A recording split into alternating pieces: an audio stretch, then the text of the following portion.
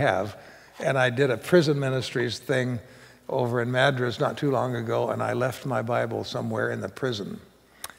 So it's gone. We tried to track it down through the chaplains, but they couldn't find it. I thought, well, if there's any place to lose a Bible, probably the prison would be a good place to do that. All right. Notice there's a principle here. Jesus said, if your brother offends you, you can't overlook it, then you go and talk to him. Now, he could have said he needs to come and talk to you, and that would have also been true. So it's not saying it has to be one way or the other. But if you cannot overlook it, he doesn't come and talk to you, then you need to go and talk to him or her before you talk to anyone else. Keep it within the two of you. So you can have zero involvement by overlooking it. You can have one person involvement, just one-on-one. And then if he doesn't hear you, take one or two with you. And we talked about how that needs to be done with care and planning. And then if that doesn't work, then take it to the church. So we get ascending involvement. And it's interesting, if you will look over your experience, you can probably see how when we fail to follow the steps, it really muddies up the issue.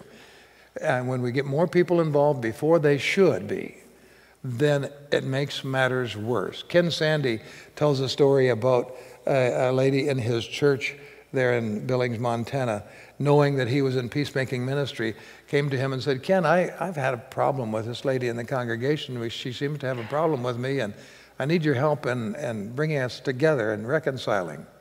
Well, Ken was wise, and he said, have you talked with her face to face? Well, no, she had excuses for it. He said, no matter, you need to talk to her, okay? Go talk to her this week, and if she still doesn't want to talk or doesn't work out, then I'll be glad to help. So the next Sunday, the lady came back, Ken, it didn't work, you're going to have to help. Well, Ken said, what exactly did you do to talk to her? She said, well, we both came to church. She was in her pew, I was in mine. I looked at her, she didn't look at me. On the way out, she stuck her nose in the air and left. She didn't want to talk to me. And Ken said, that's not good enough. You need to make a stronger effort to talk to her. Call her up on the phone and make an appointment to speak face to face. So another week went by, and the next Sunday, the lady was there. She was all smiles. Ken said, well, how about it? Oh, you can forget it, Ken. We got together. We had coffee together down at Starbucks, and everything's fine. It was just a misunderstanding. Ken said, what would have happened if I would have answered her request and we showed up at that lady's door to talk? The lady probably would have said, Ken, what are you doing here? If there was an issue, she could have said, it's not none of your business. Who gave you permission to get involved? So it needs to be planned carefully. We need to work carefully, methodically, to try to work things through. And when we get others involved, we need to do it very carefully according to God's plan and give it a chance to work. On page 21, there are 3 different ways that we can get others involved. Toward the top of the page, by mutual agreement, when both parties feel the need to agree and agree to having others involved.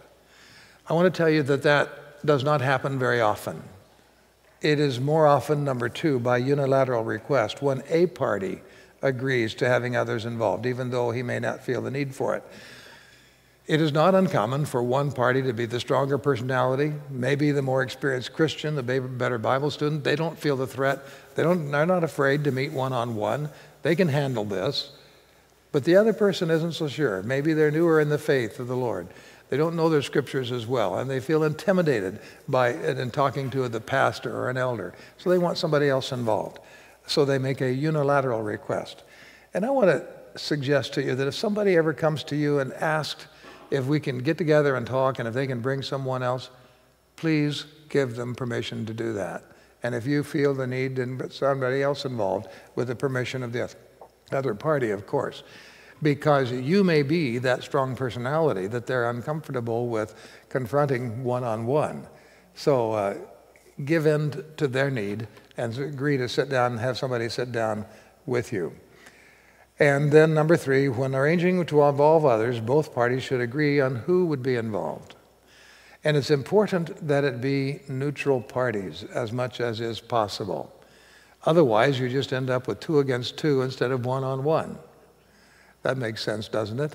So you need to have somebody that is, as much as possible, humanly possible, neutral. I'm stumbling over that word because I want to comment about neutrality. Neutrality is a myth. None of us are truly neutral because of our gender, our age, our education, our background, religious background, whatever. As soon as we see an incident, we hear about it, we have an opinion. It just comes, all right?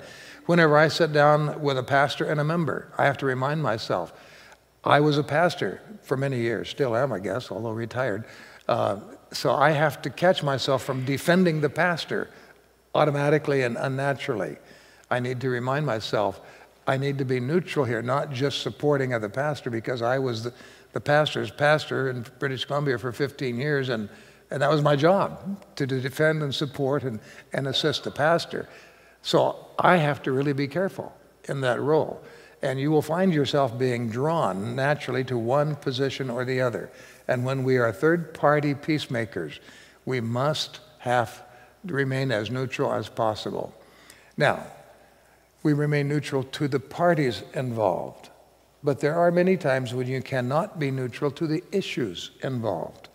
If there's things that are morally wrong, a theological issue that the Bible has specific things to say about, and that sort of thing. You can't be neutral on those, and you can't expect them to be, and you can explain that.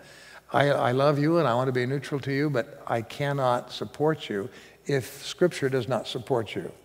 I was mediating a business disagreement. A man owed another gentleman thousands of dollars. They agreed to mediate, and when we came together, the man who owed the money did not disagree. In fact, he acknowledged that he owed it. And I was surprised at how quickly we came to the conclusion that he needed to repay. So we quickly got to the repayment plan. And he wanted to repay the debt with cash, with no receipts and no record of it. And I'm sitting there as a mediator thinking, why would he want to do this? And is this a good idea? Can I support and put my name on a memorandum of agreement if he does that? Can any of you see a problem with this possibility? Tell us where the problem might be.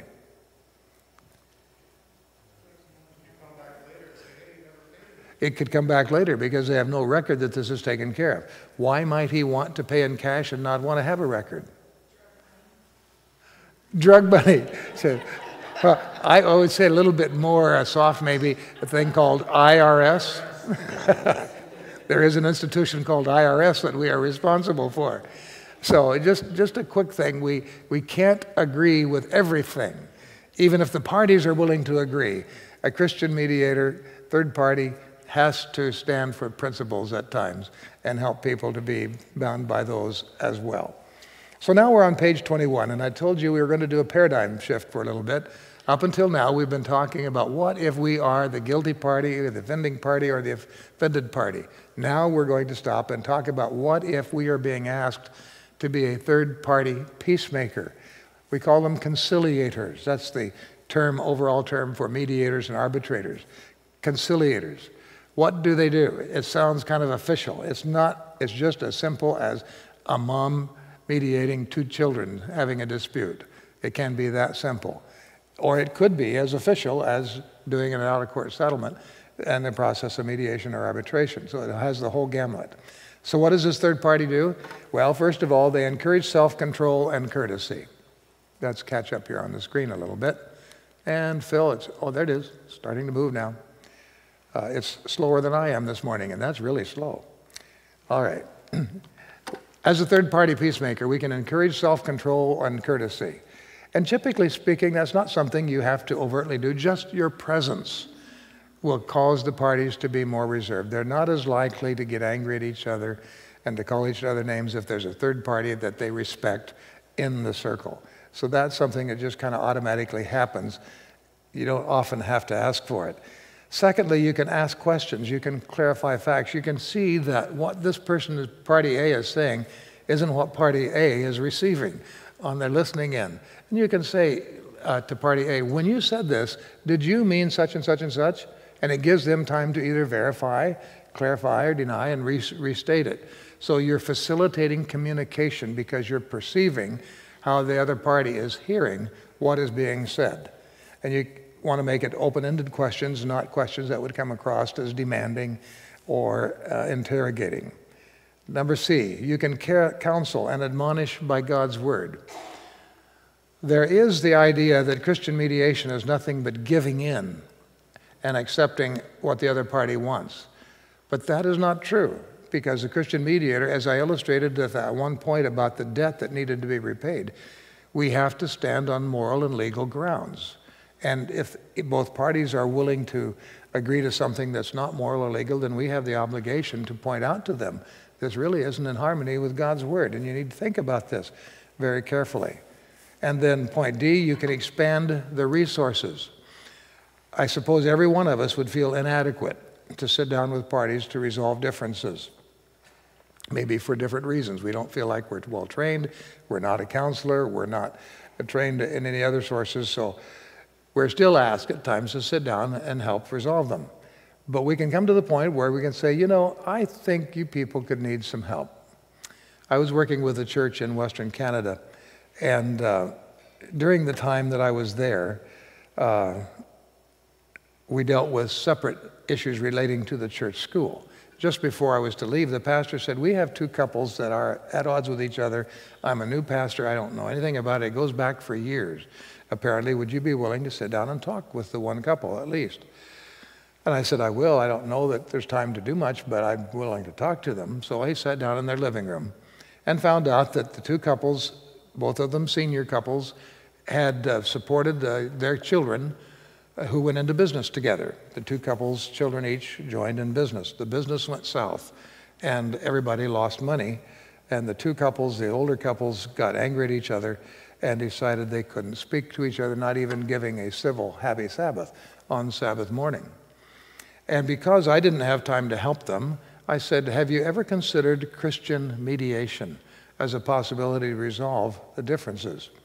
They said no. They said, we'll never take them to court. You don't have to worry about that.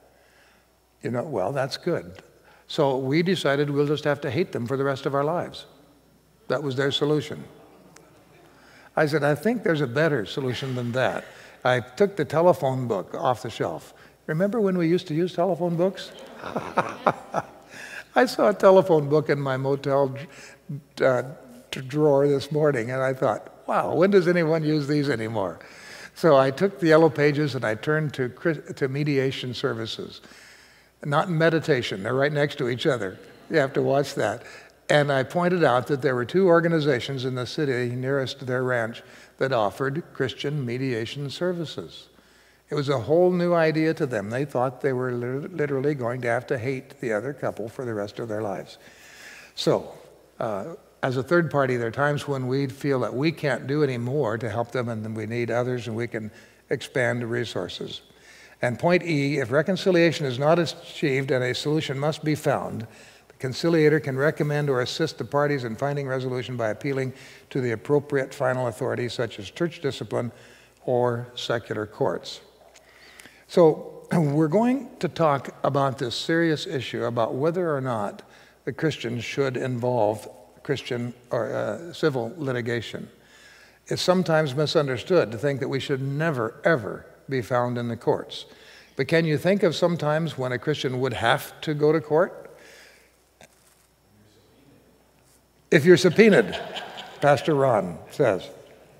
Yes, if the law requires you to be there. In that case, you're probably a witness. Hopefully you're a witness and not a party.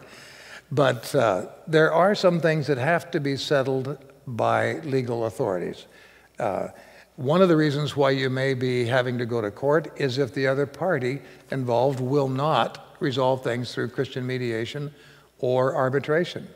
And it's something that has to be resolved. So you'll have to use the civil court system. And we're going to talk a bit more about how and when that may be necessary. But in the church, there's another recourse, another ultimate authority. We call it church business meeting and church discipline. Church discipline is very, very much underused in the Adventist church, I feel, and most often misused when it is done. I have not seen very many instances where the church has been as careful and as wise as the actual church manual and the policies suggest that it be. We usually get, we delay action until somebody points out it has to be done, and then we do it quickly and we end up doing it wrongly. And it's very hurtful and misunderstood. So look at the top of page 22. And let's look first of all at the purposes for church discipline. The word discipline comes from the word disciple, to teach the offending member about a new relationship with the Lord and the church. It is to be restorative.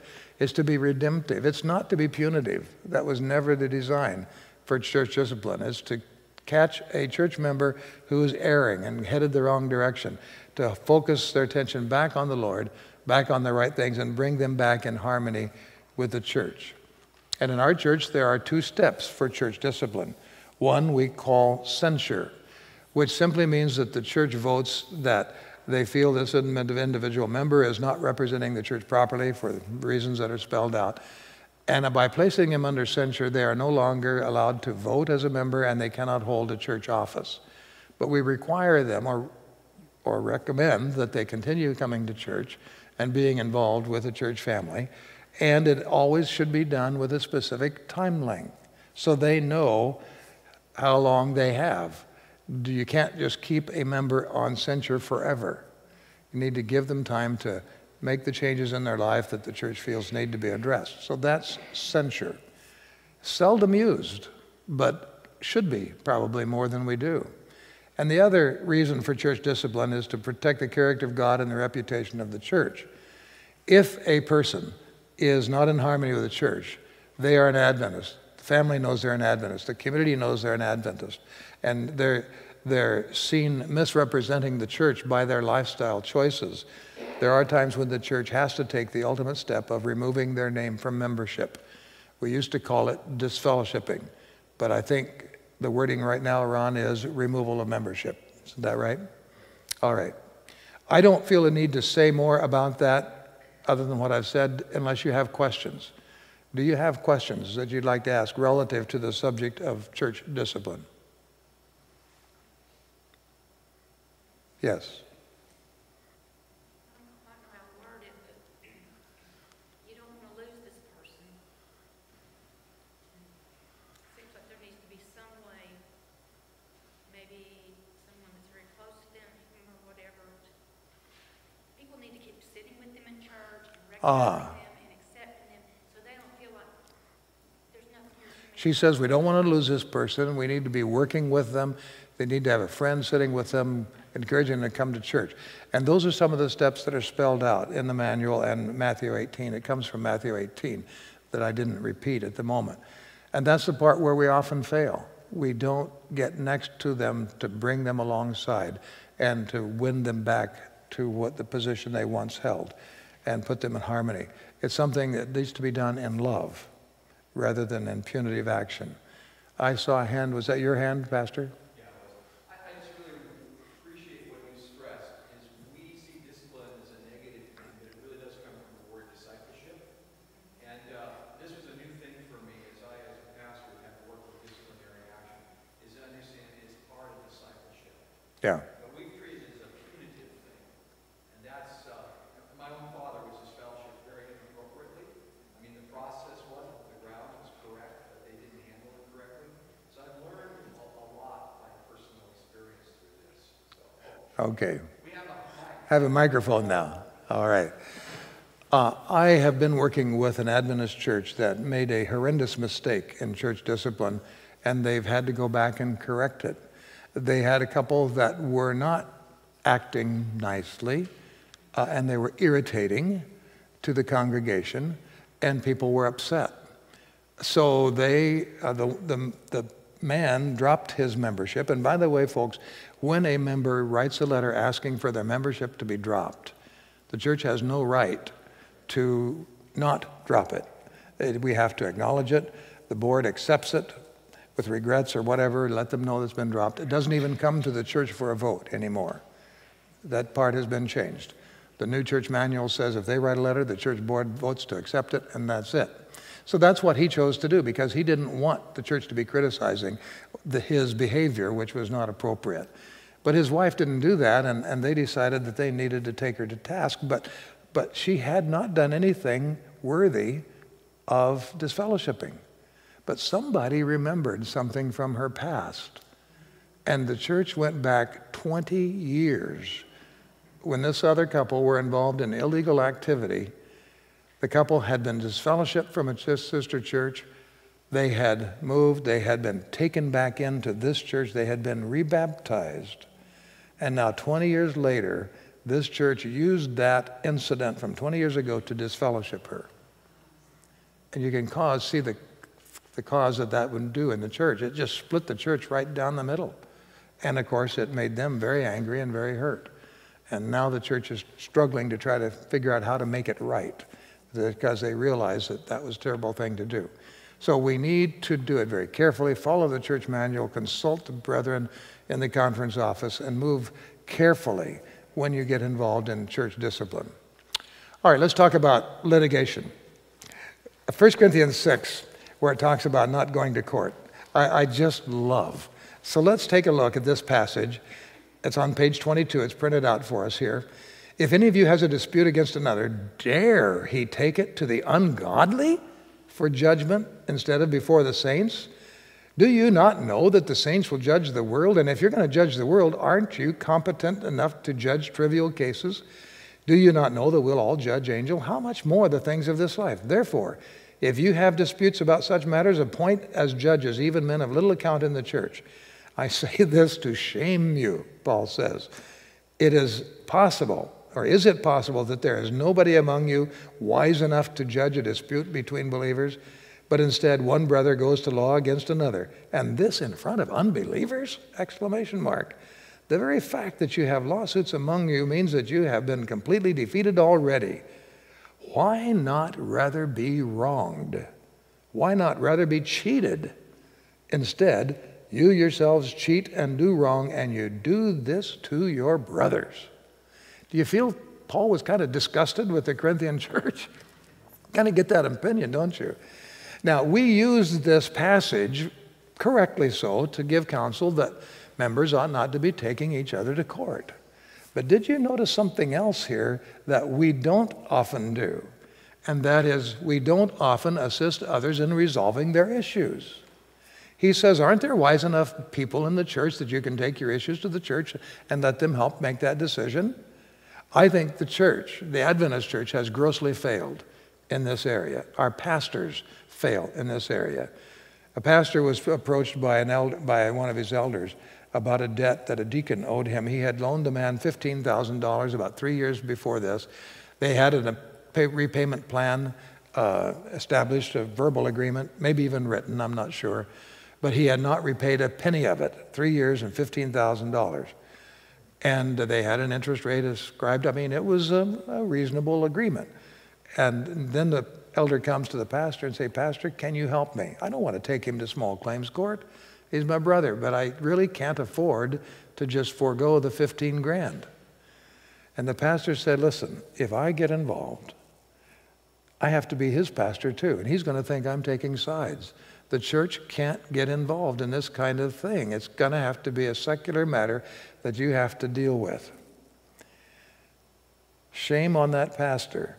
I can say that in the strongest words because I was the pastor. I didn't know what I know now. I didn't know how simple it would have been. I didn't realize I wouldn't have even had to be involved. I could have had a couple of businessmen sit down with them and help mediate this and settle it. But I was ignorant, as most of our pastors are, because they haven't had the training that I've had since then. And I had been in the ministry at that point at least 20 years. And you know what that elder did? Bless his heart. He took the hit in the pocketbook. He wouldn't have had to. It could have helped, and I'm ashamed that I didn't help him. So oftentimes we don't follow through on the other side of this coin. There's a statement from Ellen White. Oh, here it is at the top of page 23. Look across there, and we'll put it on the screen in just a little bit. If you want a 2x4 to hit you between the eyes, here's one from Ellen White. Lawsuits between brethren are a reproach to the cause of truth. Christians who go to law with one another expose the church to the ridicule of her enemies and cause the powers of darkness to triumph. They are wounding Christ afresh and putting him to open shame. By ignoring the authority of the church, they show contempt for God who gave the church its authority. Wow, that's about as strong a statement as you're going to find in Ellen White's writing. But once again, did you notice the clause in here? that says by ignoring the authority of the church. So we ought not to go to court against each other. We ought to resolve it within the church family. Now, what if it doesn't get resolved? We need to be honest. There are times when, even with our best interest of mediation and arbitration, that people will be hard-headed and they won't do what is right, and that something has to be settled. So you may have to use litigation. On the bottom of page 22, there's some questions to ask. Before you consider going to court, are you sure you cannot overlook the offense? If it's financial, you're sure you can't take the hit in the pocketbook, in other words. Number 2, have I sincerely tried to work this out by talking directly to the offending party? Have I tried to have others in the church help resolve this issue? Have I tried to help the church help us in resolving this dispute? And have I been willing to use the discipline process if applicable to this dispute? Not long after I started this kind of work, I was approached by an elder of a congregation in Upper Columbia Conference. And he operated a business, and he operated a few employees. He had hired one of the other elders in the church. And in doing so, it was required that that elder would have to learn the skill involved in this particular business. So part of the hiring agreement was what was called a no-compete clause. If he left the employment of this company, he was to commit that he would not open a competitive business within 50 miles distant. That's a common clause and a very reasonable clause for a businessman to have when he's teaching somebody the skills that he makes a living from. So the man signed it. They worked together for about 18 months, and the man quit and opened up a business right across town. 2 elders. Now, one of them has broken the contract. The other elder is getting hit because the man took about half of his clients with him. And he said, Charlie, what do I do? He said, what is this mediation and arbitration thing? Can you help me? So we described that, and he said, would you please talk to my brother to see if he would be willing to sit down and mediate this at the table like a good Christian should. And with his request in writing, I did. I called the man. And he did not deny what he had done. He didn't admit it either, but he didn't deny it. And he was very kind and gentle about answering the questions. And then he listened about the process, and I said, are you willing then to sit down and have a mediation process to resolve this? And he just as kindly said no. And I was shocked. I wouldn't be now. I've had more experience, but I was shocked. Why wouldn't you want to settle this according to the scripture principles? The answer was intriguing. I'll never forget it. He said, because I know that John will never sue me. It's against his religion. Yeah, that's what I did. I groaned. He intentionally took advantage of John's conscience, knowing that he could get by with it. It was interesting. He said it's against his religion. He was an elder in the same church. Shame on him. You know what I told John? I said, John, the decision is yours, but in my opinion, you're free to use litigation if you want to or need to, because you have tried to serve him and your situation with the Christian principles. I would, and I don't think the church should have said a thing about John taking him to court if he chose to. John didn't. He took the hit in the pocketbook. You know, I'm proud of him for doing that, for not dragging their dirty laundry in front of the community. But some people can't, and they need the civil courts. That's why they are there. So there are times when they need to go to court, and one is when the other party will not. Another time is when insurance companies are involved. They often have to go to court in order to get a settlement, and you don't have to feel bad about that. It's just a requirement. Another time is when there are the safety and protection of family that needs to be protected. You're not going to protect minor children by having Christian mediation and arbitration very often. It's going to take the strong arm of the law to do that. So let's not assume that just because someone goes to court, they're in error and they're not following Scripture. There may be real reasons why they have to. But on the top of page 23, there are 3 things that we need to remember. It's not likely to bring about the response that they want. Phil, it's not moving again. A basis for church discipline. There we go. Thank you. 3 negative aspects of litigation. It's a bad witness. It ignores the root problems, and I love the third one, it does not bring about reconciliation. The court system cannot talk about moral issues. They can't talk about confession and forgiveness. That's not within the system. So it's very rare that anybody finds much resolution from litigation. Usually both parties are unhappy because it didn't go their way as far as they wanted it to go. There are other times when it's necessary and even appropriate to use the court system. Lower on that same page, we can ask the questions, will it glorify God? Is there a bigger situation here that needs to be addressed? And by taking it to the court system, it can bring honor and glory to God. Will it benefit others?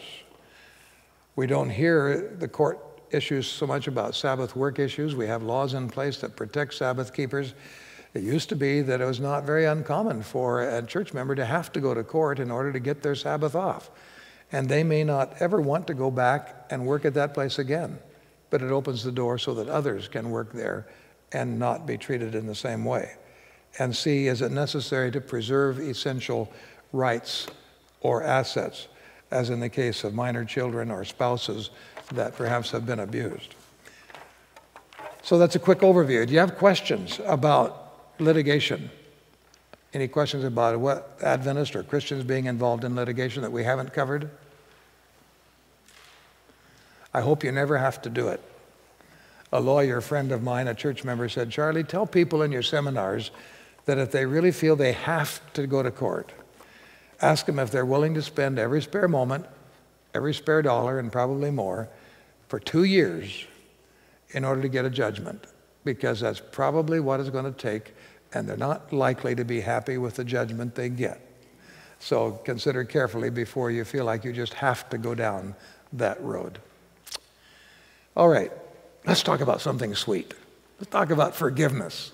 This is the sweet part of conflict resolution. Forgive as God forgave you. First go and be reconciled to your brother, and then come or offer your gift. Oh, if it could be that simple. Wouldn't it be wonderful if it could be guaranteed if you go and talk to the person that you can be reconciled and all would be peace and loving again? Oh, it would be so wonderful. I wish I could give those kind of guarantees. Ephesians 4:32 says, be kind and compassionate to one another, forgiving each other just as in Christ God forgave you. There are times when I've been asked to teach this seminar in a secular workplace, and I have rewritten it so that I can teach it without using Scripture and without using the biblical terms. And I always tremble a little bit when we get to this point in talking about forgiveness, because I'm sure that somebody's going to ask the question, Charlie, where do you get this definition of forgiveness anyway? I asked a group of Adventist attorneys one time to write down their definition of forgiveness on a 3x5 card. There are about 20 of them in the seminar I was teaching. They couldn't do it. They could not give a definition, a clear definition of what biblical forgiveness was. So can we be surprised when the common person that hasn't studied this very much struggles with understanding it? No, I think it's very understandable because it is so deep. My brothers and sisters, I believe we will be spending an eternity understanding God's love and forgiveness. This gives us the model of what forgiveness is. Be kind and compassionate with one another, forgiving each other, just as in Christ God forgave you. There's the model. How should we forgive? The same way God forgives us. Oh, simple to say, but it goes beyond our human imagination. And then this same passage we quoted yesterday, deal with your brethren as you wish God to deal with you. If we expect our prayers for forgiveness to be heard, we must offer them in a forgiving spirit. We must be forgiving of others in the same manner and to the same extent that we ourselves hope to be forgiven. Many times I have had to go to a person that has what I perceive to be a very hard heart and a very unforgiving spirit, and hope by God's grace somehow in visiting we can soften that spirit and help them to be open to forgiving the other person. Do they have reasons for that feeling that way? Yes. But they're only harming themselves by keeping that kind of a feeling. So how do you approach a person with a hard heart? I think this concept is one of the best. Do you ever feel the need to be forgiven yourself? I think anybody would have to lie in order to say no to that. Well, if you feel that you need God to forgive you at times, you need others to forgive you, then don't you think you need to be open to the idea of forgiving someone else? I don't know how else to approach them. The bullet point under that says, because Christians are the most forgiven people in the world, we should be the most forgiving people in the world. That's a quote from Ken Sande's book called The Peacemaker. I'll have to be honest, folks, as a pastor of a lifetime of experience, I have found that sometimes people who have been in the way in the church, long-term church members, maybe leaders in the church, can be very hard-hearted and unforgiving to new believers. And the mistakes they make as baby Christians, and just be very harsh and unforgiving toward them. But we ought to be the most forgiving people in the world. So let's talk about what forgiveness is. Some people think it's a feeling, and it means forgetting. We have this expression, forgive and forget. And they sometimes feel that if we forgive them, then we're excusing what they do. In fact, I have a friend who is one of the professors of sociology at Walla Walla University.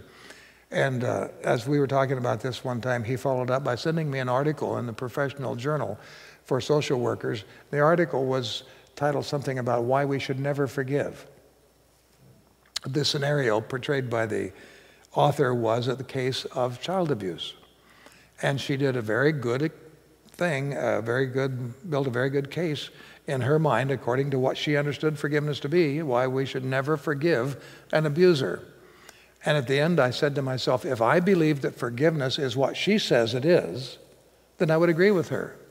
But she didn't understand. She felt that forgiving was excusing. It was to forget. It was to condone what the abuser had. And that is not at all what forgiveness is. Let's start by saying that forgiveness is a decision. In Marriage Encounter, we used to teach that love is a decision. There are times when I don't feel like loving my wife. Is that heresy to say that? I have to say those are very few times. But I have chosen to love her, and there are times when I need to remind myself of that choice. And when I make that decision, the feelings come back into place as they should. So just as love is a decision, forgiveness is a decision. If we waited until we felt like forgiving, would we ever do it? I rather think the devil would make sure we'd never feel like it. Let's watch a video clip about forgiveness right now, and as a workplace scenario, and see what you think.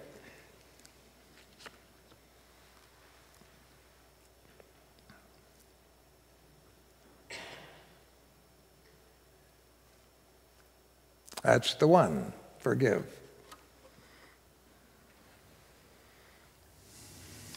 So you see, Andrew, I realized after rethinking the whole thing and after talking to Jim that I really came across too strong in that meeting yesterday. No, it's okay. Can you hear it all right? It happens all the time. We all get a little... Really, let me finish. I mean, I really came across too strong. I was out of control. And I can see how I really embarrassed you. Would you forgive me? It's no problem, you know? I mean, I didn't think anything about it. Well, it's important to me that you know I was wrong. And that I realize I was wrong. Yeah, sure, I forgive you, all right? I mean, like I said, it's no problem. Okay, great. Thanks. Okay. See you around, eh? Yeah, sure thing.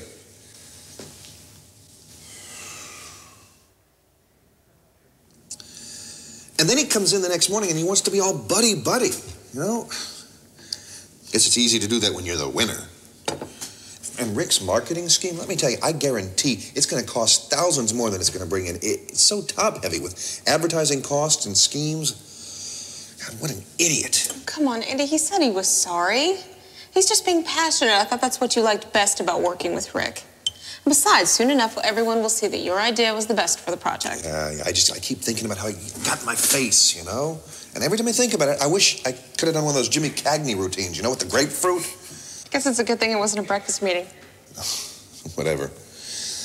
Well, look, I gotta go. I gotta go bow down to the king of marketing. Will you stop? You like Rick. You two be friends. You hear me? Whatever. Gotta go. Hey, Andrew. Hey, Rick. How you doing? Great. Hey, listen, I was going over the schedule for the new marketing campaign. I noticed you still haven't got a web designer for the new web page. Yeah, I got a couple of calls out, but these guys are really busy. I mean, everybody's going to the web. Yeah. Who I'm talking to. Website's a big part of your marketing plan. Oh, yeah, and if we don't get it done in time to introduce the winter line, you know. Then, what, you gonna pitch another fit like the one you threw in the conference room last month, huh? You gonna maybe throw some things this time? I said I was sorry about that, you know. I thought you'd forgiven Come me. on, lighten up, all right? It was just a joke.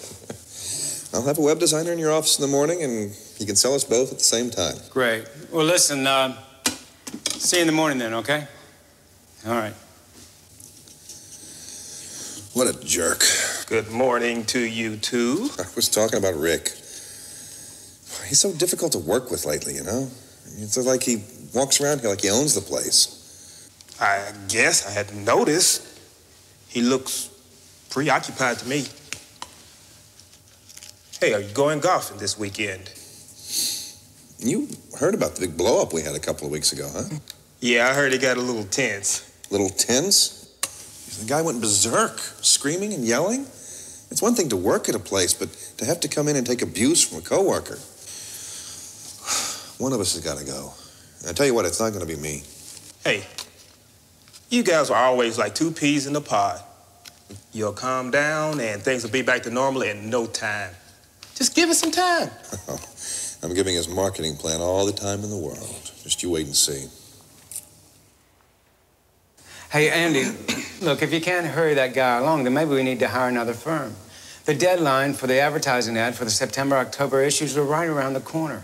Hey, I don't want to be stuck with the same old this year for our print advertising. You know, I really want to be innovative. Okay, Rick, I'll give the guy another call. Or better yet, I'll have him call you, you know, and then you can do the same dance that I've been doing with him for 2 weeks. Okay. Look, I'm pretty busy here, okay? Hey, listen, I thought we'd have lunch together. You know, it's been a while since we had lunch. How about macaroni grill? No, man, I mean, I've really got to stay here. I got a lot of stuff to do.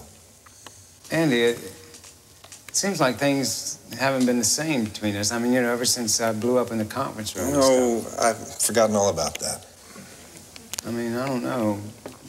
You know, things seem different. I mean, work just hadn't been the same. Rick, it's just that, I mean, we're all busy, you know? We're trying to get this marketing and promotional campaign of yours kicked off, and we're just all really busy. Well, you sure you're forgiving me and everything? I mean, you're okay. We're on the up and up here, right? Rick, like I said before, it's no problem. Okay. Okay, lunch another time, huh? Sure.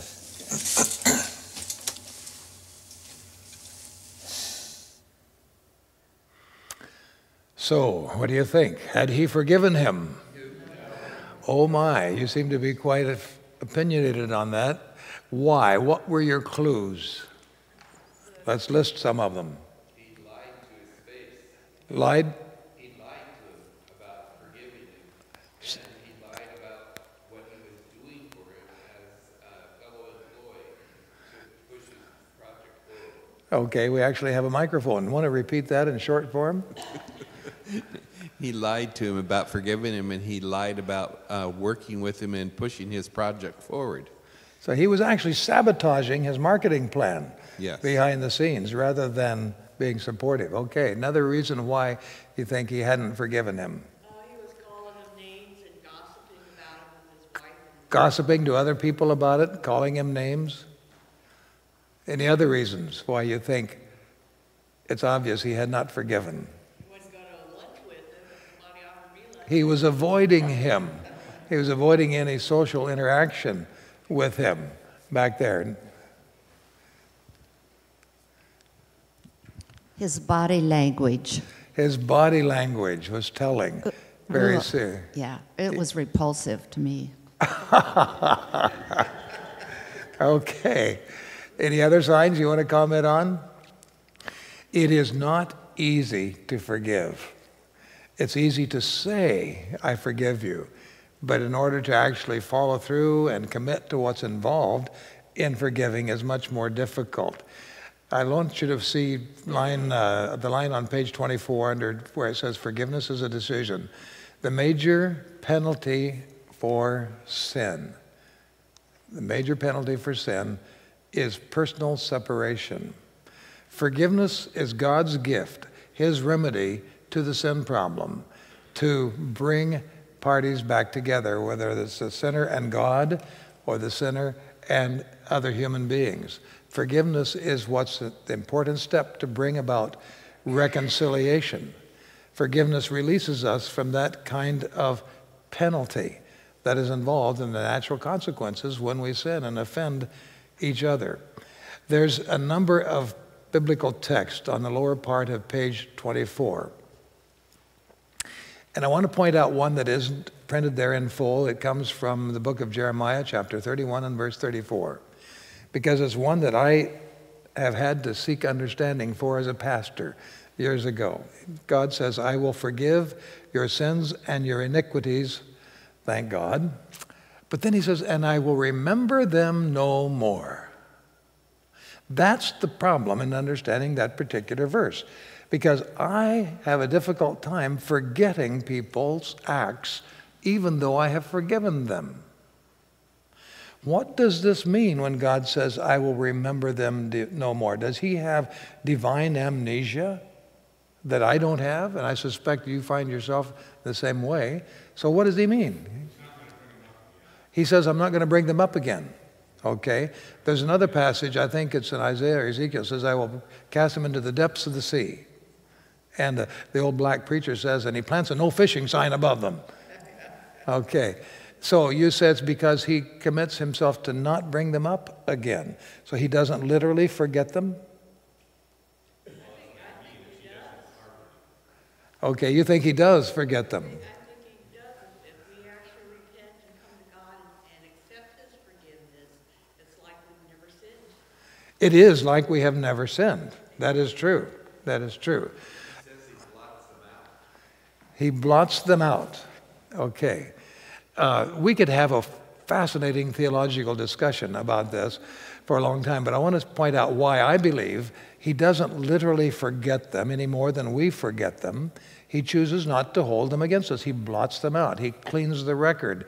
Whatever you say, he casts them into the depths of the sea. As far as the east is from the west, we have all kinds of passages to tell us this.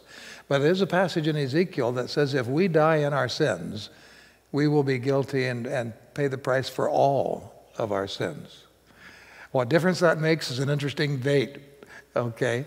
But the fact is that those sins are, the record is saying like, forgiven, okay? And in the final judgment, God hits the final delete button and they're gone. But until that day, they're on the record, and if we die as sinners, we will pay the sinner's death for all of our sins, for whatever that's worth. All right, now, have you ever considered why it's best for us not to forget when we forgive? God has given us our memories for very important reasons. Yes? We need to be as wise as serpents. If we forgot these things, wouldn't we be guilty of committing the same stupid mistakes over and over again? We need to learn. And these painful mistakes where we have to go and ask forgiveness and forgive others are some of the hardest things to learn, and they should protect us in the future by remembering them very well so we don't repeat the same mistakes. A man came to his pastor for marital counseling, and he said, Pastor, I don't know what to do because when I sit down and talk with my wife, she gets historical on me.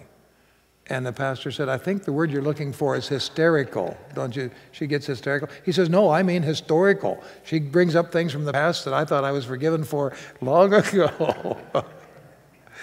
So we don't want to get historical. We want to forgive, and we don't want to keep bringing those things up against the other party. We would not want the Lord to do that to us. Yes? I think one of the biggest issues here is that we always have to keep in mind that we are servants of Christ. Yes. And we are to be spreading the word.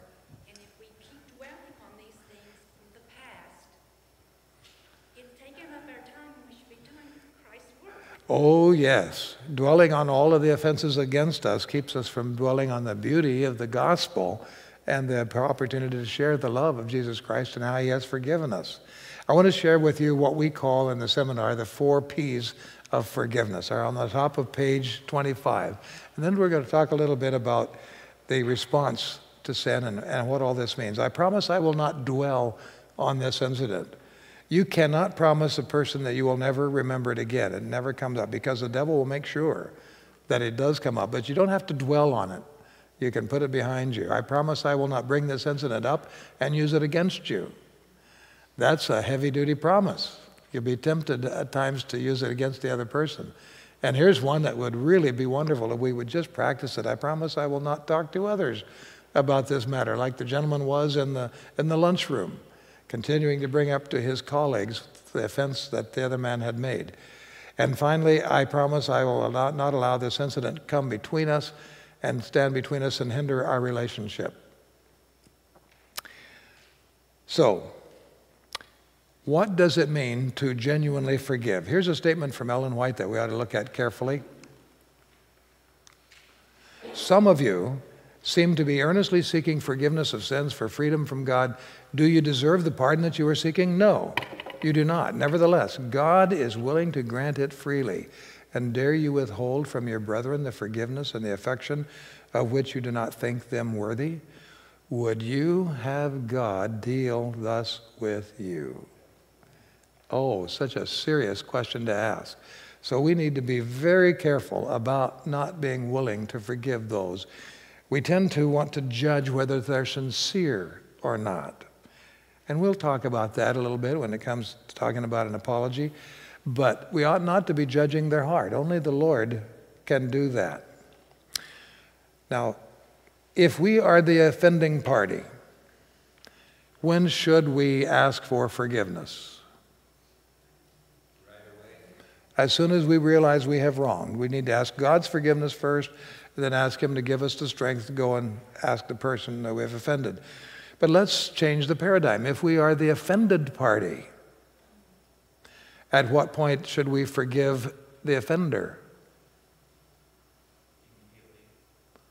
When he asks forgiveness? Oh, you said immediately. I didn't think it sounded quite like I said. Now, wait a minute. You're going to forgive him before he asks for forgiveness?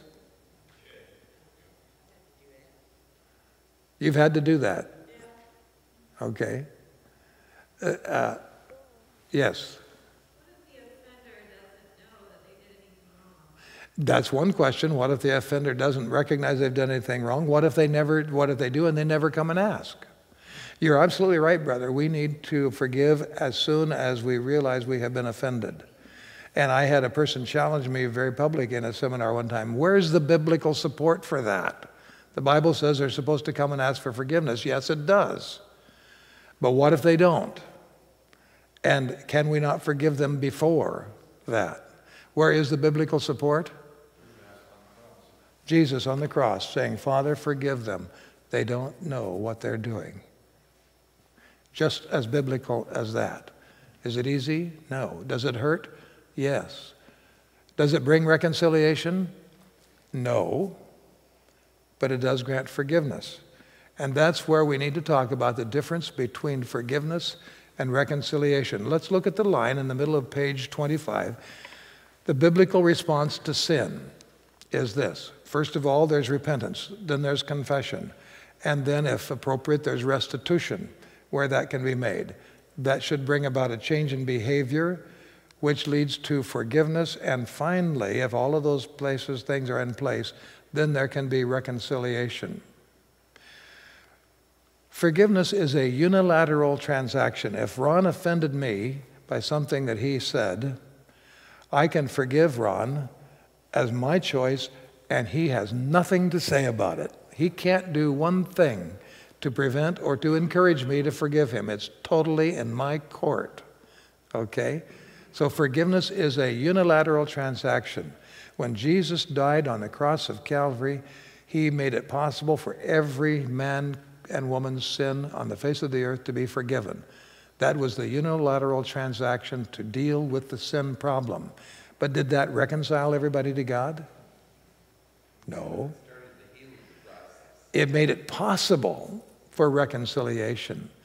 But in order for me to reconcile with Ron, then I need to tell him that I have forgiven him. He needs to acknowledge that we need to reestablish a relationship. It's just as simple as if I say to you, hey, come down to Canby and pay Marjorie and I a visit at our house. We'd love to have you come and enjoy a meal with us or whatever. That's the invitation. But in order to have that experience, you have to act on it, don't you? You have to come to Canby somehow in order to have that kind of unity with my wife and I. So forgiveness is unilateral.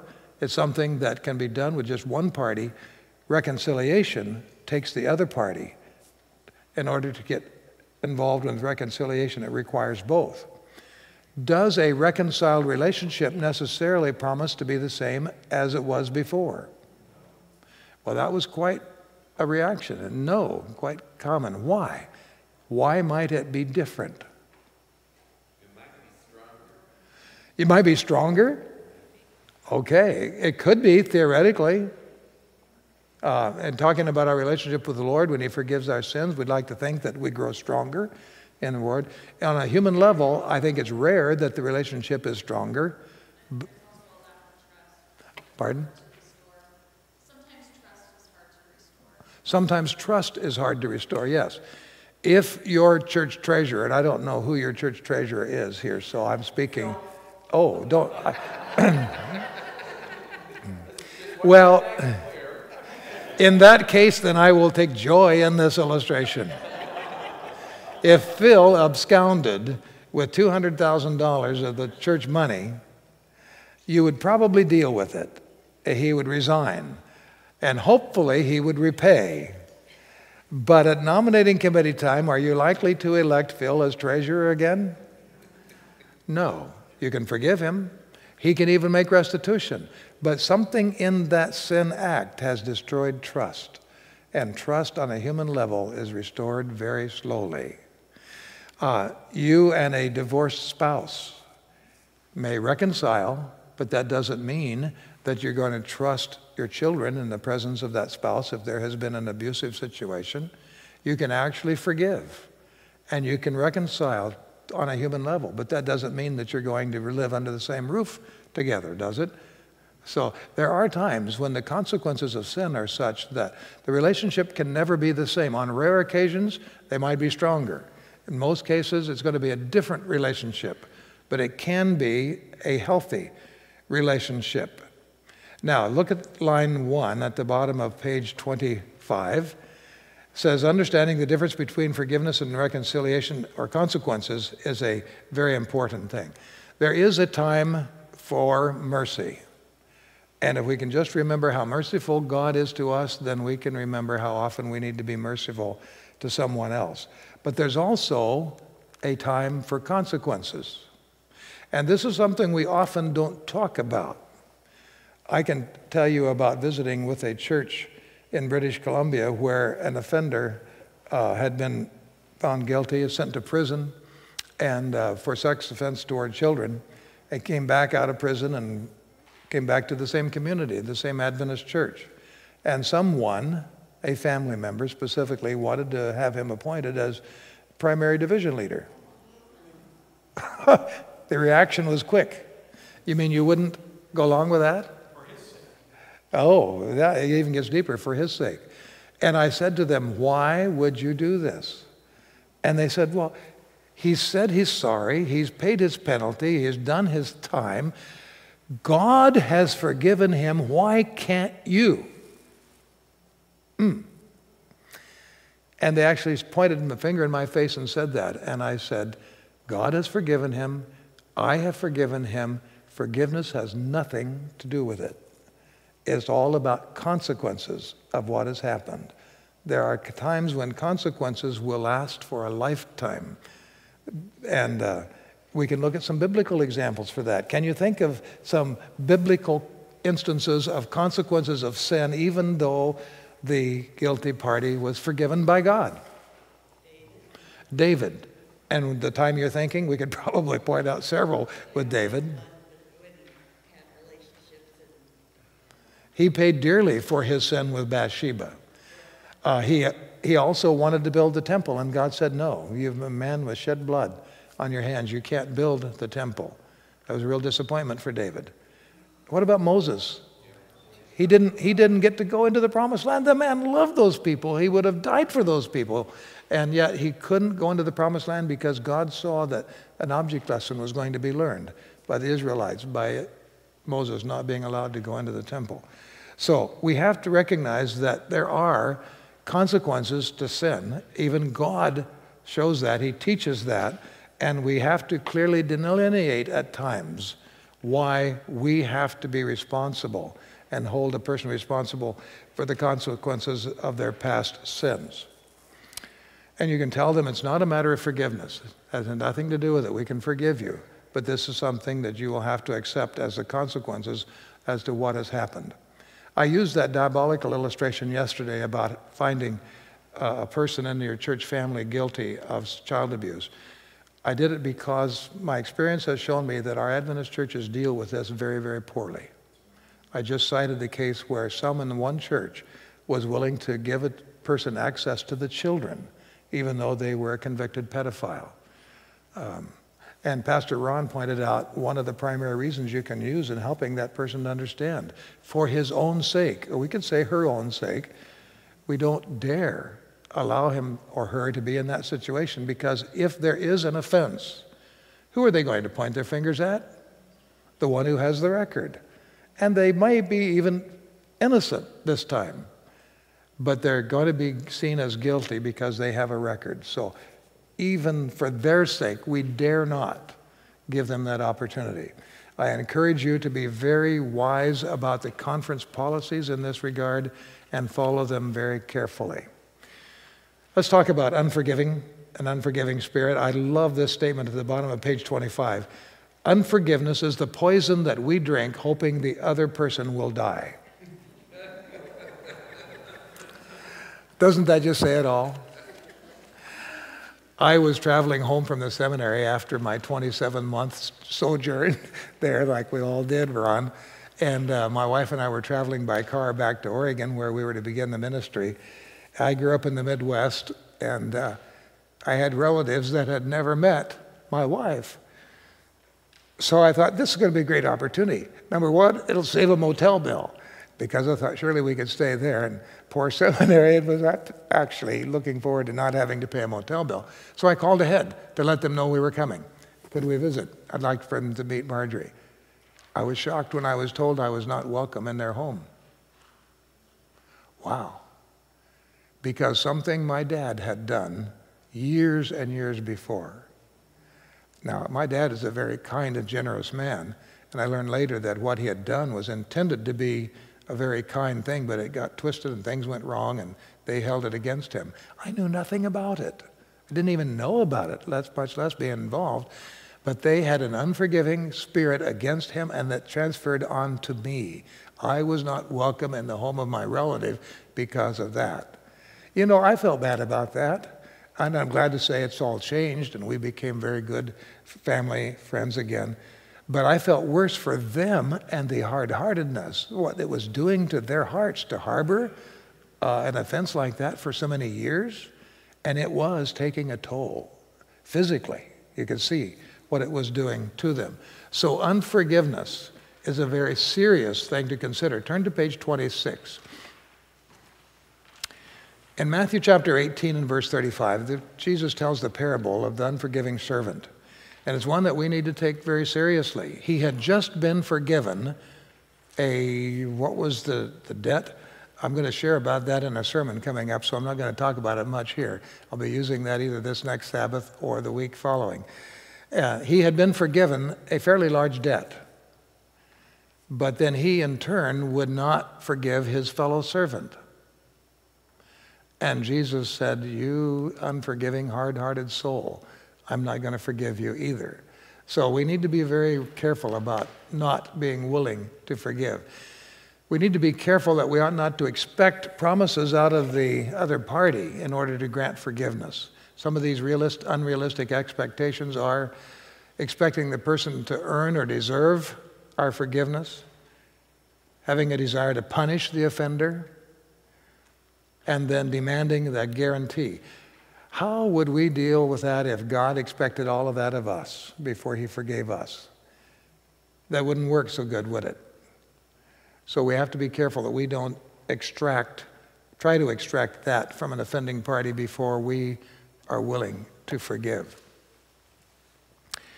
The bullet point under those 3 points says forgiveness can be costly. When you cancel a debt, it does not just disappear. Instead, you absorb a liability someone else deserves to pay. A child breaks the window. He can be forgiven, and because he's a child and doesn't have the wherewithal to pay for a $200 plate glass window, he's not expected to pay. But somebody has to pay the window, doesn't he? Either the homeowner or the parent or somebody. The debt just doesn't go away. And that's what Christ has done for us in forgiving us. He has taken our debt. And forgiveness literally means, in some of the words that are translated to forgive, it means to cancel a debt. We'll talk about that more later. So how can you deal with a hard heart and the desire to be unwilling? Reconciliation may come if we are willing to use what we call the replacement principle. It means that a relationship is reestablished, but it needs to be fed, it needs to be served, it needs to be enriched. So what we're suggesting with this replacement idea is that we take random, well, not necessarily random acts of kindness, but acts of kindness toward the person that has offended us, and we intentionally serve them with goodwill. And it's amazing how the feelings will change and how the heart will soften if we intentionally do acts of kindness toward them. Jesus said, I tell you who hear me, love your enemies, do good to those who hate you, bless those who curse you, and pray for those who misuse you. Have you ever heard the expression of casting coals of fire upon the head of those who have offended you? Do you know that that's intended to suggest an act of kindness? And as a bald-headed man, I don't see it. It doesn't, there's nothing kind about putting coals of fire on this old man's bald head. Have you ever wondered about that passage?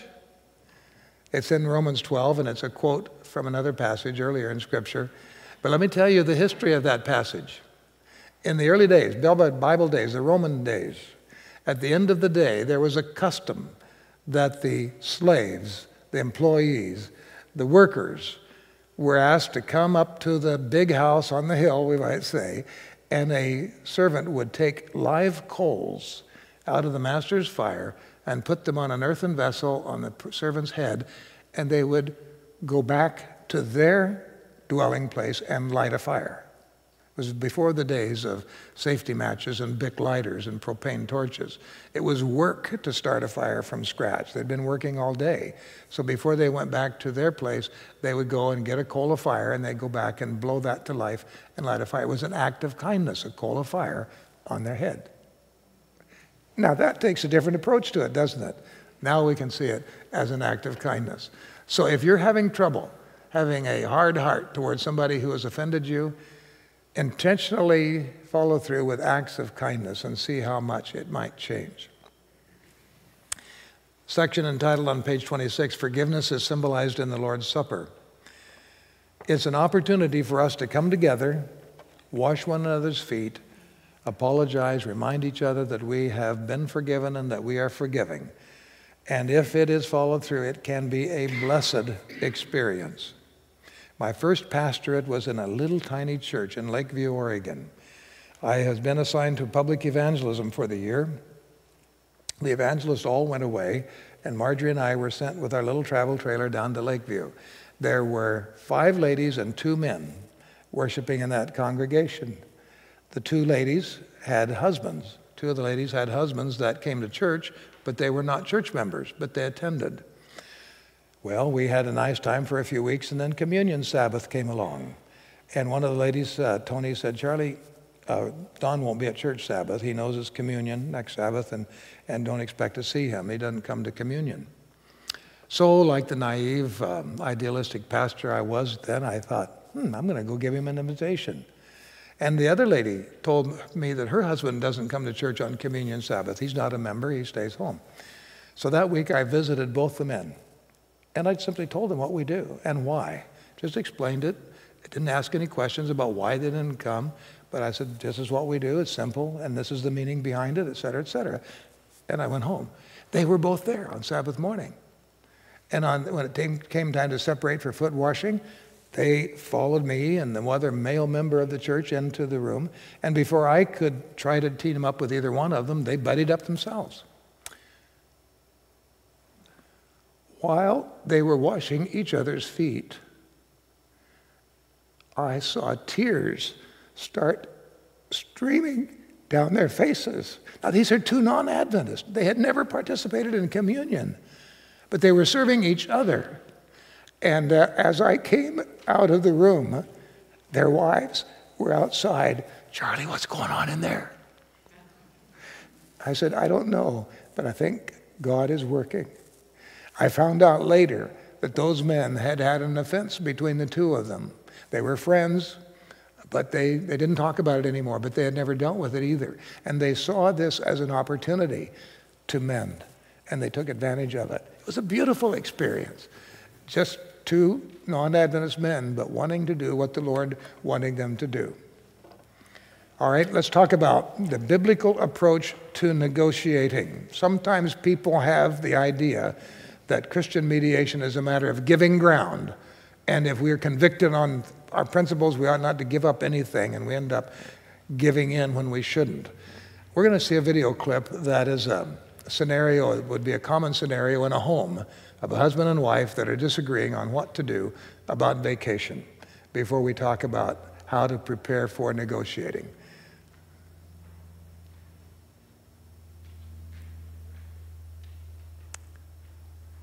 Phil is getting good at finding that fine print on the menu. Hey there. Hey. So I'm trying to decide what to do for vacation this year. Oh, yeah? Yeah. What do you think we should do? Good question. I was thinking this summer it would be a good idea if we went to visit my parents. We haven't seen them in a while. No, the problem is that's not a break for me. Yeah, your parents are hard work, especially your mom. I want to relax. I want to go to the beach. I mean, seriously, if we don't go see them, they can't come see us. They can't travel. It'll be another year before the kids see them. I get 2 weeks off for vacation. That's it. I'm aware. I want to use it to relax. That's it. I want to take it easy. Work's been hard this year. I want to go to the beach. What's the problem?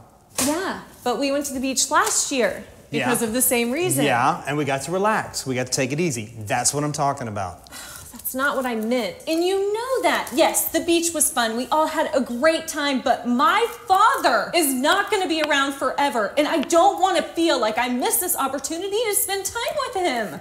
I don't know why we always have to go through this. I wish you could just think about what I need or what the kids need, and it wasn't just always about you. Really? Really.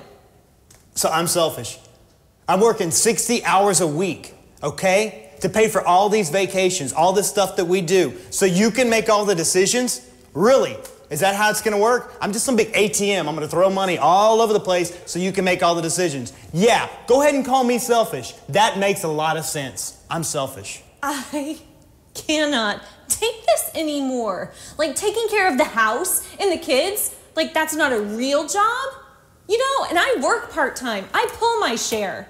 If it's that important to you to have a break, you should take one. Go to the beach. Call your golf buddies. Do whatever you want. And I'll take the kids and we'll go see my dad. I want to take a family vacation. Family vacation. I want to see my kids. I want to spend time with my kids. Well, care about this family as much as you care about your parents. That's what you need to be doing. We're right here. Us. That is so unfair. This is ridiculous. Yeah, it is ridiculous. You know what? You're right. You do whatever you want. I'm going to bed. You do that. I'm going to watch a movie. Please do not do that. Good night. I'll see you tomorrow. Good night.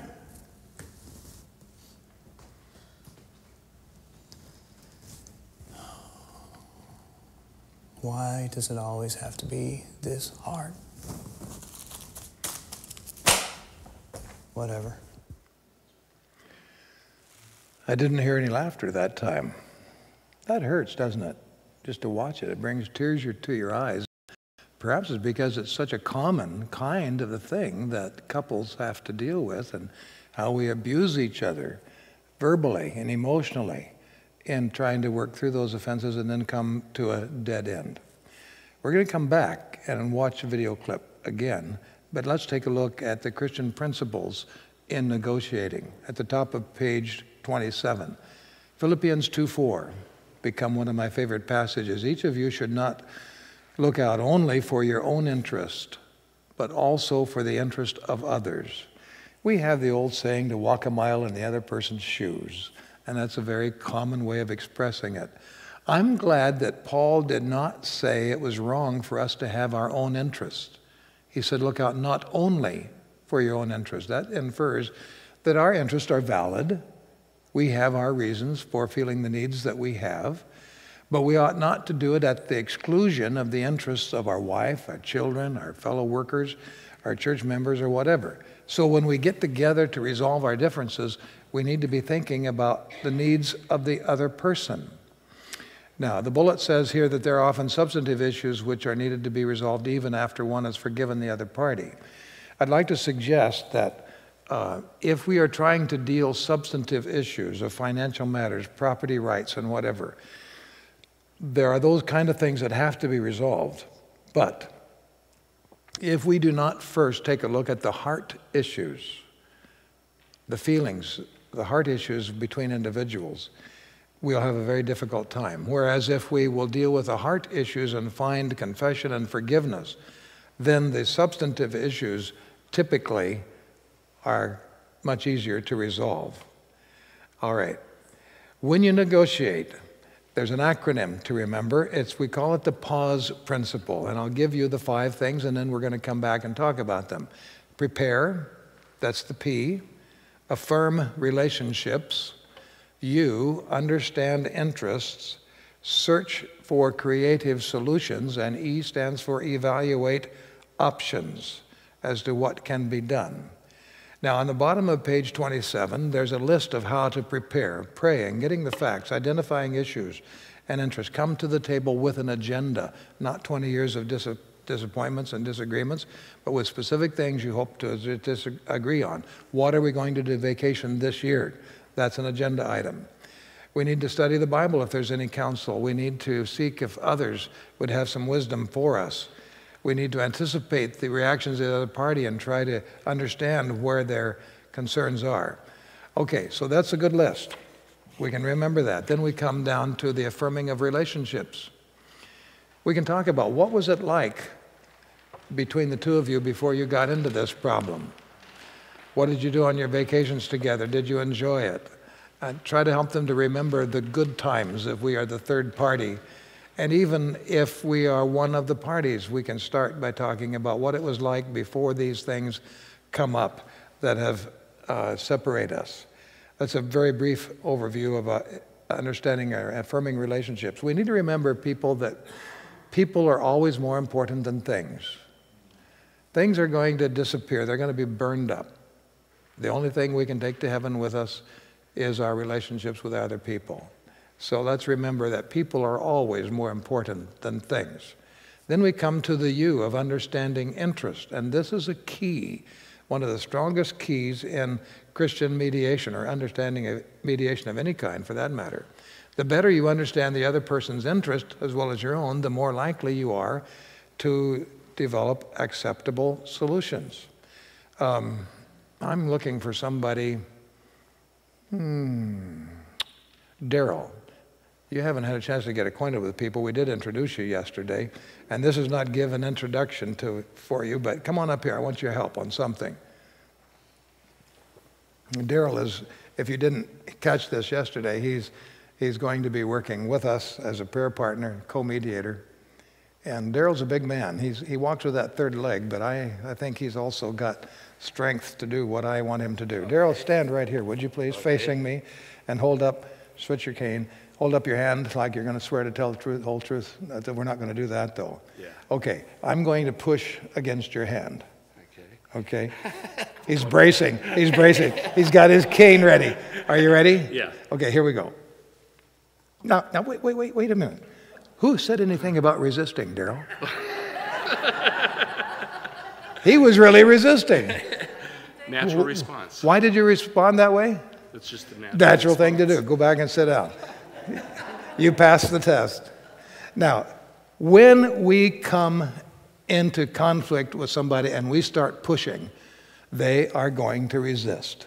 It doesn't matter if it's a philosophical issue, if it is a theological issue. We're really good at resisting theologically. If our faith means anything to us, we're going to have resistance. So if we start pushing against them based on the position that they have taken, we're only going to increase the resistance that we're getting. So this is the suggestion where it comes into understanding why they want what they want. If we will understand their interest, then their position may soften and we may get somewhere. So we have these three issues. Number one, we identify the issue that's involved, an identifiable and concrete, thank you for the reminder, an identifiable and concrete question, their position, that's a desired outcome or definable perspective and issue, and finally, the interest which motivates the people and gives rise to the position.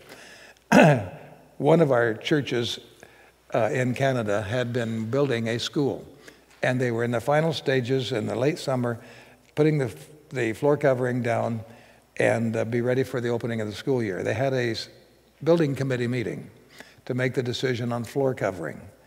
And one of the men came to the meeting and offered to provide carpet to cover the whole school floor, free of charge. But Mr. and Mrs. Church, sitting across the table from him, didn't want carpet, they wanted tile.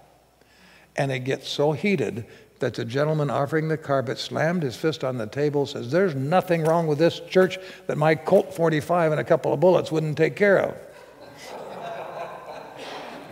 By the way, you know the Colt 45 was called the Peacemaker in the old days. That's when I got the call for help. As soon as I heard that call, I knew that the carpet versus tile was not the issue. Write this in your margin. It's one to take home, and I don't have it in the seminar guide, but it's worth its weight in gold. When the response of a concern is out of character with the issue, it's not the real issue. When the response is out of character with the offense, it is not the real offense, okay? You don't talk about using a gun to solve a problem out of school floor covering, okay? Everybody knows that. You don't offer to threaten a divorce because your husband didn't put his underwear in the hamper. It's the straw that broke the camel's back, right, ladies? Okay. We all understand this on a nominal level, but when you get into peacemaking and negotiating, it's very critical that you understand when there's an extreme response, it's not the real issue that you're dealing with. You have to look deeper. So, draw this little diagram on the note column or on the back side on a spare sheet or something. But this little diagram is worth its weight in gold. If you were to take a sheet of paper, a whiteboard, or a chalkboard, or whatever, and make 3 columns, at the top of the 3 columns you write, what is the issue? And we'll just use the issue of this floor covering for the school as an example. Carpet versus tile is the issue. On the left-hand side, we have the position of those people who want, it doesn't say on that, we'll say that's carpet on the left-hand side. On the right-hand side of the sheet is going to be the list of those people who want tile on the floor, okay? It can be vacation in Hawaii or the mountains. It can be go to the in-laws or take a vacation on the beach, as was illustrated in our video clip before. You've got 2 definable alternatives for the issue at hand. What are we going to do on vacation? Beach, in-laws. Okay, what are we going to do with the floor covering? Tile or carpet. And then once you get all of the reasons why they want what they want, then you start looking for the common denominators. So let's try it. I'm going to split the group right down this row. And brother with a beard like mine, you're on this side. All right. You people want carpet on the floor of your new school. You people on this side want tile on the new floor at the school. And I don't think it's going to take long for you to each develop a list, so I'm not going to give you any time to think about it. Why do you want tile? It's easier to clean. It lasts longer. Doesn't mold. More sanitary. Any other reasons? That's enough anyway. That's 4 good reasons. Why do you want carpet? It's warmer. Drier? It's free. I wondered when they would come up with that. Okay, what else? Sound deadening. Okay. Quieter. Any other reasons?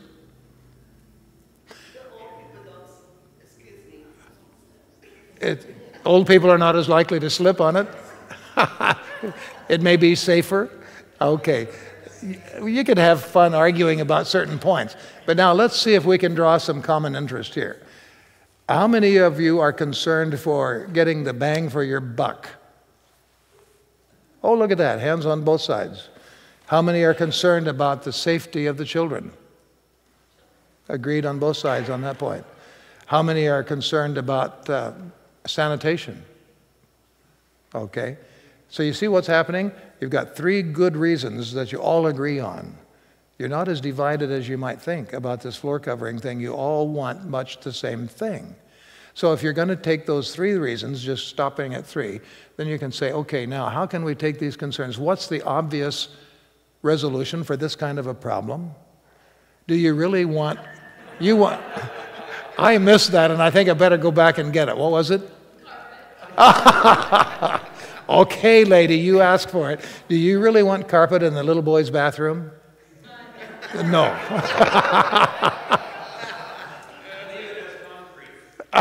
Leave it as concrete. There are places where carpet is more suitable than tile, right?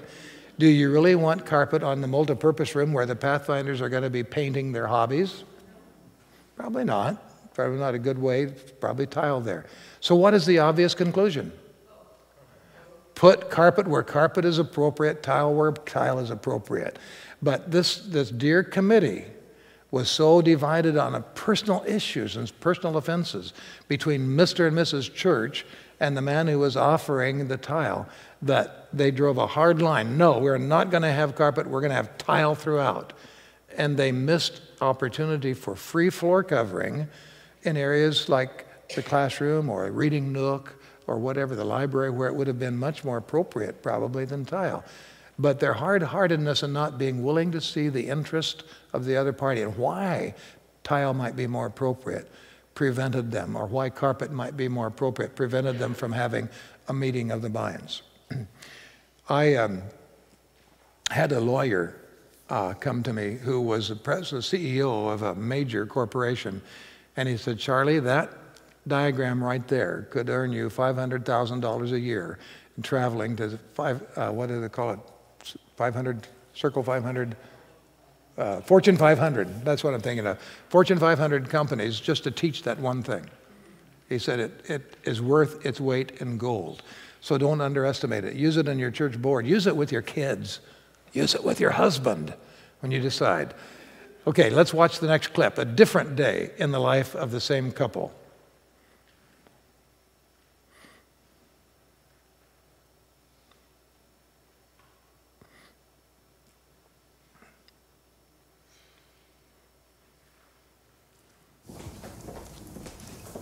Hey there. Hey. So I'm trying to decide what to do for vacation this year. Oh, yeah? What do you think we should do? Good question. I was actually thinking that this year we could go see my folks. We haven't seen them in a while.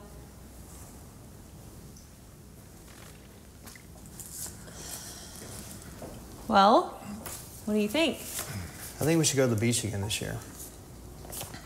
I want to relax. We had a good time last year. It's fun. If we go see your folks, your mom.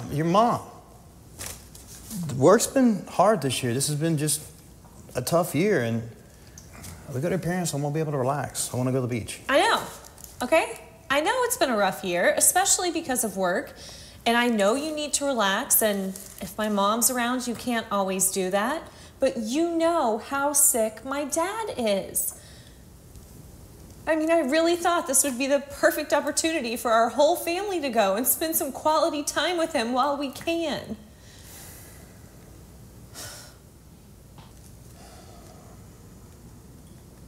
I know how important it is to see your dad. And I know we don't have much more time with him. All right, well, I wonder if we should do that. Okay, yeah. Yeah, let's do that. Well, I don't want you to not get the break that you need. I mean, the beach was great for our whole family last year. I just wish you got longer than 2 weeks. What if you take the kids and you go see your folks? You But take the them for a whole week. point- No, hold on. And then the last couple days I come up, and then after that we can take the kids to the beach for a week. I mean, it's kind of choppy, but I think it works. Yeah, I think it sounds great. Okay, you get to spend quality time with your dad. We get to take the kids to the beach and relax, and I only have to see your mom for a couple of days. As long as you're good for being away a few weeks, then it's good for everybody. Yes, I think this sounds like the perfect solution. This is really important to me. I appreciate it. Hey, I'm gonna head up to bed. You coming? Yeah, I guess so. Wow, much different, huh? But they should have kissed at the last scene, right? What made the difference? Let's identify the differing factors. They were listening to each other. He acknowledged her need to see her father. They both won because they were both willing to compromise some. They weren't raising their voices as they were before. She also acknowledged his need not to be around her mother that long and to relax at the beach. Okay, so he was being honest and accepting and saying what he needed and why. And she accepted it. And she accepted it, right. They picked out their priorities, and then they planned the trip. All right, they picked out their priorities and then they planned the trip. You can see where, in a very informal way, they did exactly what we have on the screen there. What are their common interests? What is his interest? What are her interests? And they found a common meeting ground. So it can be just very informal, like their discussion, or it can be as formal as actually putting things down on paper. That's what biblical negotiating is, and it doesn't have to give up anybody's principles, and it certainly doesn't have to violate any biblical principles. We have one little section to conclude with, and then we're going to be through. Dealing with unreasonable people. Maybe we could just skip this section, Pastor Ron. You don't... Okay, I was going to say that, but he said it. There aren't any unreasonable people in the Bellingham Church. But he's laughing about his own comment. It makes me question. Well, I haven't been here long enough. Okay.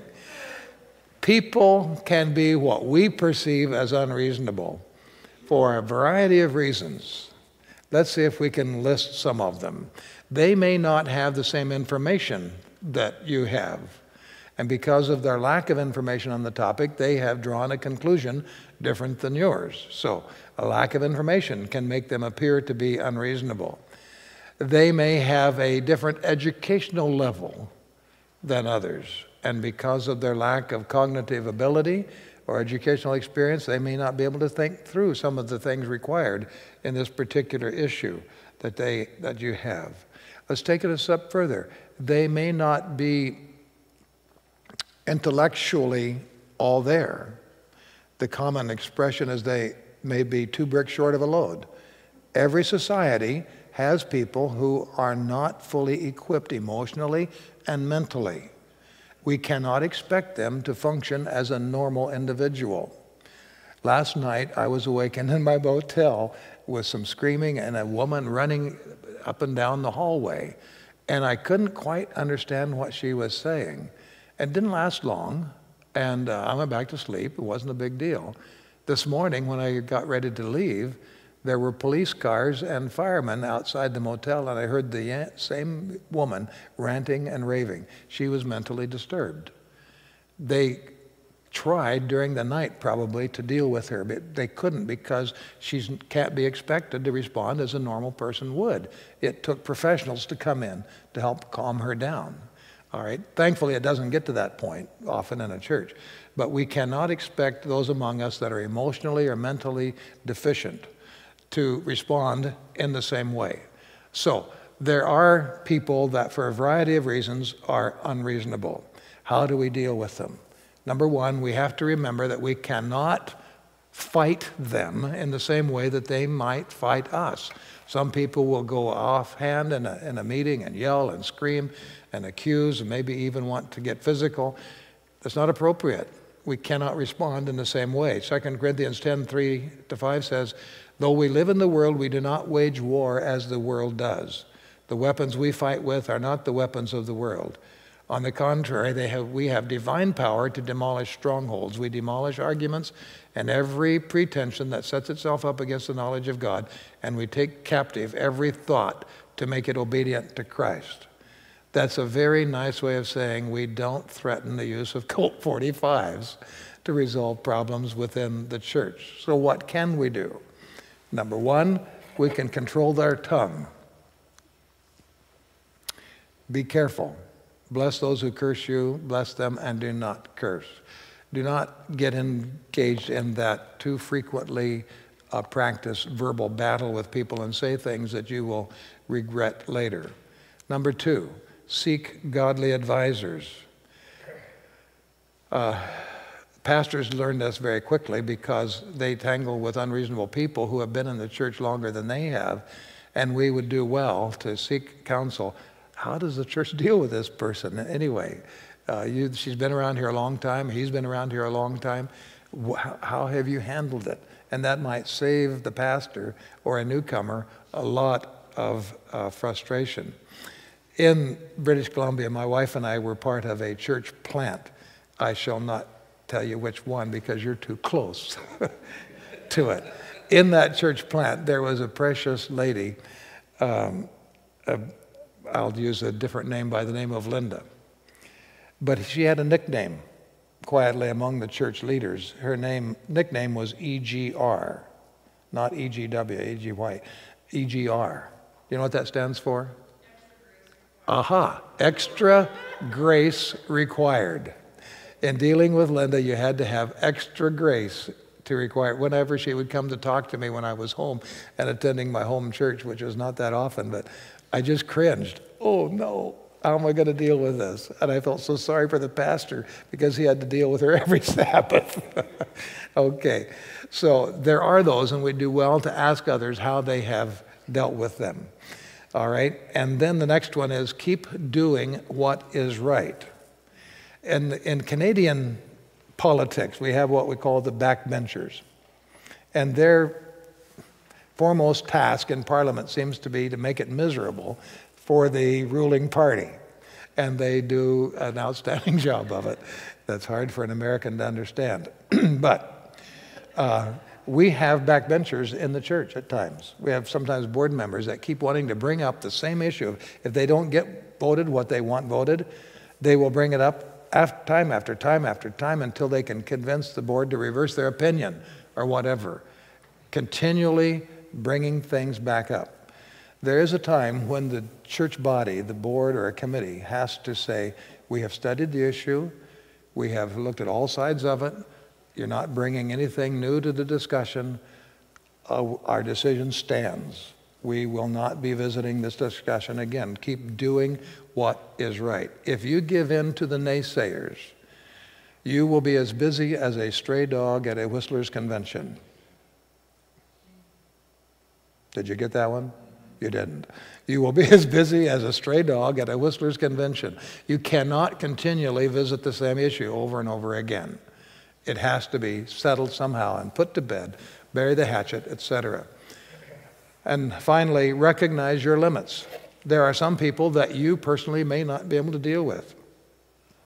I have had to determine that I had a conference president once when I was the ministerial director. Since there were a number during my time, you won't know who it was, but I came to the conclusion that I was going to have to take a call, Brother Ron, because I couldn't support something the conference president wanted to do. And as his employee and his worker, I felt I needed to be honest. If I can't support him, then I need to go. Let him lead the conference as he was chosen to do so. So we do recognize that there are limits. We can't be expected. Paul says, as far as it depends on you, live at peace with everyone. So what kind of weapons do we have on the top of page 30? Coming to a close, the ultimate weapon that we have is deliberate, focused love. And in time, enough time it may be, that will break down the barriers. Pastoring one church, I had a loyal backbencher, and I've always had the practice that I want that type of person on my church board because I want to know what their problem and objection is right away. And so he had served on the church board for 4 years, and he seemed to fight everything the board wanted to do. And it kind of seemed like everything I wanted to do, he objected to. 4 years later, we got a call to go, and they had the customary farewell party. And at that customary farewell party, there were people who spoke and said kind of flowery things about what they appreciated about the pastor and his family. Then he wanted to speak, and I was all ears. I thought, what in the world is he going to say? And he said, some of you know that I haven't always agreed with Pastor Brown. I thought, that's an understatement. But then he said, but there's one thing I never doubted. He said, I never had to doubt that Pastor Brown loved me.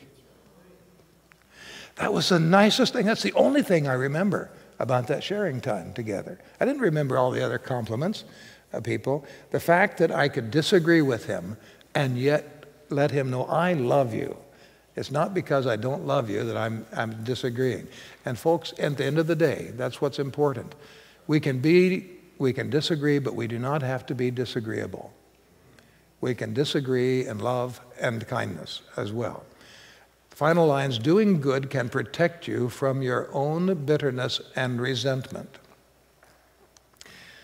Unforgiveness is, we are the ones who suffer if we have an unforgiving heart. And if we can just practice the giving random acts or intentional acts of kindness, we may save ourselves a lot of spiritual and physical issues. All right, we're going to watch a video in closing that I need to give a little disclaimer to. But before I do you have any questions that you want to ask that we haven't covered? We've kind of covered things quickly, trying to beat the noon hour here. And I haven't asked for a lot of time for questions. Do you have something you'd like to ask or something you would like to say? Any aha moments? Okay, you want to get this recorded. Were there any aha moments that you would like to share? Scotty, do you want to make a comment? No. Okay. I'm reading your body language, but... All right, anybody? Okay, let's watch a video clip. This program is a monologue by Charlie, is the name of the ministry. By the way, I didn't tell all of you the history behind these video clips. These video clips were contracted to be acted for us in Peacemaker Ministries to use in this seminar. And the people that did it were the husband and wife team when they were talking about repentance, okay? And Charlie's a bald-headed man with a little goatee. He and his wife they have this ministry, the two of them, and they travel North America to teach churches how to use Christian drama. And that's their ministry, and it's called Peculiar People. So they made these little vignettes for us, and I'll tell you the rest of the cute story because we've got just a minute. I was at a Peacemakers conference when they were there, and they were showing these clips for the first time. and we saw how they could be used so effectively. But they had a booth in the convention there selling little mementos for their ministry, and they gained a few dollars for it. They had baseball caps, and they had keychains and coffee cup with things on them, little mementos reminding of Peculiar People's ministry. Well, they had a set of coffee cups that were making fun of denominational interest. One coffee cup said Gourmet Baptist Coffee. On one side, you turn it around, and it's at a hand dunking a donut. Perfect for dunking.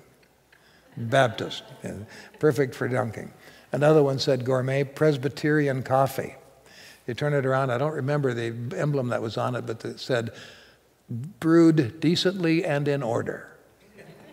Very important line for Presbyterians. And they had one for Lutherans, I've forgotten. And I kid you not, while I was standing there, someone said, Charlie, do you have one for Adventists?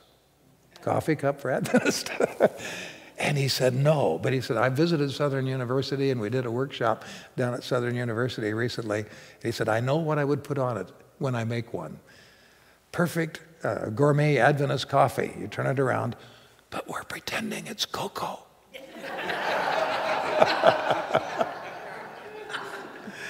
Okay, but this last video clip has Charlie in a monologue, and it's following the format of the 12-step program.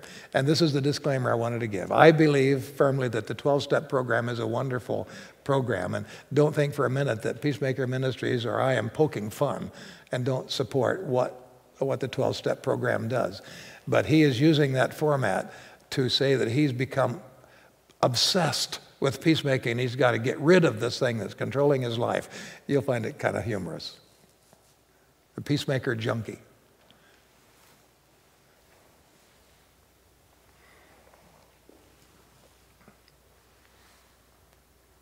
Hi, my name is Ted. Hi, Ted. Hi, Yo, Ted. Ted. Yeah, well, this is my first time here. It's okay, Ted. No shame, brother. Just be honest, Ted. Thanks. So anyway, like I said, my name is Ted, and I'm a peacemaker. I started peacemaking about 5 years ago, you know. Oh, at first it was just a couple times, you know, nothing big, just a little encouragement to a coworker, or maybe a confrontation with a family member. Nothing major. That's all right, Ted. We're all with you. Thanks. Anyway, I guess I should start where it all began. Like I said, it was about 6 years ago. Everything was normal. And then one day I was reading my Bible, you know, part of my quiet time. I mean, I had a quiet time every day, 10 minutes of Bible reading, 5 minutes of prayer. It made me feel better. I had no idea it would eventually lead to this, where I am today. Oh, we've all been there, Ted. Keep going. You're doing great. Yeah, thanks. Anyway, I had this Bible with all the cross references, you know, verses that would lead you to other verses about the same subject, and turn back to Matthew 5:24, you know. Not that verse. The part about being reconciled to your brother, and then Galatians 6, bear one another's burdens, and then on to 1 John. And hey, let me tell you something. If you're out there tonight and you don't want to end up like me, stay away from 1 John. Yeah. I mean, that's the real stuff. That's not diluted, you know? Yeah. 1 John said, if anyone hates his brother, he walks in darkness. And then it hit me. Oh, sure, there was lots of times it didn't show, but I knew it was in my heart. Times that I didn't forgive, that I held a grudge rather than doing what Jesus said. Yo, been there, done that, Ted. Let it all out, babe.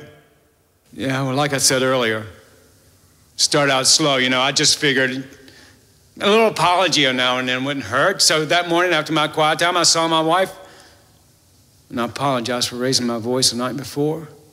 And then I saw my daughter getting ready for school, and I asked her forgiveness for not being more involved in her life. Oh, man, what a rush. I couldn't believe it. I never felt anything like it before. Yeah. So anyway, the next day, the good vibe starts wearing off. Yeah, you knew it. You knew it. I mean, I was at work. I couldn't run home and go and do a reconciliation or an apology there, huh? Yeah. What did I do? That's when I started my exhibitionism. Oh, got it. Yeah. Yeah, I started doing it in public. Oh, it was all innocent enough. I went up to Mike and I told him the more I thought about our argument, the more I realized that I was wrong. Oh, it happened again. Woo! That rush for freedom. Well, before long, I was actually planning and scheduling conversations with people and that I knew I'd offended. But not even that was enough after a while. I started talking to people I knew I hadn't offended, but I could tell they were upset with me for some reason. Yeah. Oh, and the rush and the adrenaline just increased with every step. It was unbelievable. And then one day I hear about this guy in our church who's leaving his wife. I mean, what does that have to do with me, right? I mean, that was this guy's life. That was his mess. He hadn't offended me. I hadn't offended him. There was nothing I should do about it. I went to talk with this guy. Oh, we talked. We cried, we yelled. We met several times, and finally, before long, he started doing it too. Yeah, you know, getting his kicks from reconciliation. I knew then I needed help, and that's why I came to Peacemakers Anonymous. We're glad you did, Ted. We're here to help you. Well, yeah, thanks. So I guess what I'm saying is I want to be cured, you know. I want my old life back.